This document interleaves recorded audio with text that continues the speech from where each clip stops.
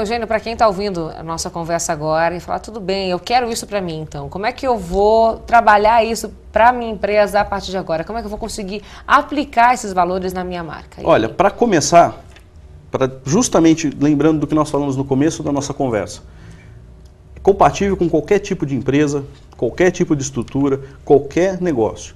Comece desenhando a visão, a missão, os valores, o porquê a sua empresa está no mercado. Não precisa fazer muito. O processo de gestão de marca, de fazer brand, ele é muito amplo, ele é muito extenso. Há inúmeras ferramentas de trabalho. Existem metodologias específicas, grandes corporações já instaladas no mercado, fazendo isso em grandes corporações. Mas o princípio básico é, para quê? Por quê? E o que eu estou fazendo aqui? Então você pode começar fazendo a gestão da sua marca, colocando, não só para você, dono do negócio, mas para uma equipe como um todo, quais são então os seus valores, qual é a sua visão, qual é a sua missão, os seus atributos, enfim, no geral, a gente pode resumir que o que você está fazendo aqui com o seu negócio? Por que eu estou com a porta aberta, recebendo um consumidor? O que eu estou fazendo na sociedade? Ao responder essas perguntas, você naturalmente já está fazendo um processo de gestão de marca. E para uma empresa familiar, assumir esse caráter de que, de repente, a minha casca está melhor do que o meu miolo, é mais difícil trabalhar esse conceito? Olha, desde que se entenda o processo dessa questão de gestão de marca e a sua importância, como a gente falou aqui, a questão das mudanças que nós estamos vivendo, só para ilustrar mais um pouquinho do que a gente está falando, gente, o rádio levou 38 anos nos Estados Unidos para atingir 50 milhões em termos de audiência. A televisão levou 13, a internet levou 4, e o Facebook, que é um dos filhos da internet, levou 2 anos. Então, como você faz isso? É viável fazer isso? Totalmente viável. E não importa se é empresa familiar ou se é uma grande corporação, como eu disse, volto a repetir, é compatível com qualquer tipo de empresa. A começar por esses pontos que eu acabei de elencar, que são já suficientes para você já ter um ponto de partida, para você saber para onde você vai. Então, em cima de todos esses estudos, Eugênio, por que muitas empresas ainda preferem, então, deixar assim, a carro da sorte, vamos deixar rolar, do destino, do acaso, ou qualquer nome que nós possamos dar aqui? Por que ainda tem? E muitas empresas tradicionais, que têm aí sua marca já conceituada, vamos deixar levar sem fazer esse tratamento. Olha, primeiro que a gente tem que dizer que não é uma tarefa fácil, e as metodologias são muitas, e é um processo novo no Brasil. Nós estamos falando que esse mercado tem menos de 9 anos, não chegamos nem à primeira década de existência de fato.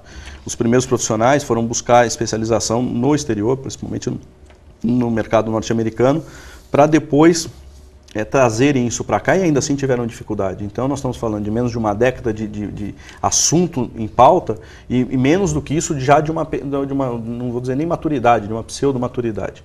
Então, na verdade, o processo ele já se torna um pouco mais complexo em função da própria idade que nós temos da aplicação dessa ferramenta no mercado. E fora isso, é porque exige envolvimento, exige preparação, e a gente tem esse problema no mercado, né?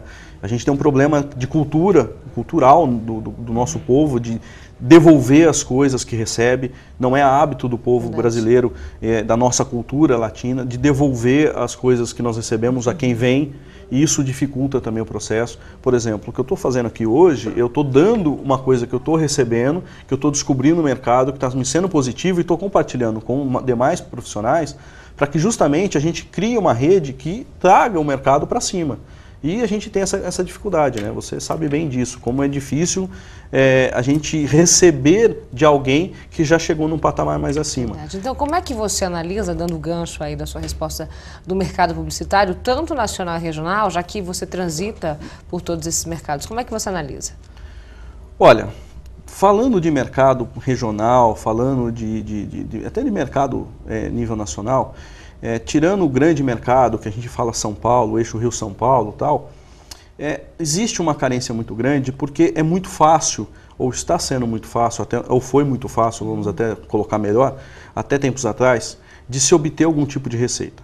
O que acontece agora, que inclusive com essa última crise vivida, o processo mudou mais ainda e o consumidor está mudando. É que no Brasil, como eu disse lá no começo da conversa, a gente está falando de cenário macro porque o Brasil tem muitas deficiências. A gente ainda tem uma classe dominante de poder de consumo muito grande que não tem acesso a um nível de informação que permita ser um consumidor, por exemplo, crítico. Quando eu falei ali de consumidor que tem o poder da decisão, vamos ser muito claros e entender que quem faz isso hoje com alguma propriedade é a classe AB.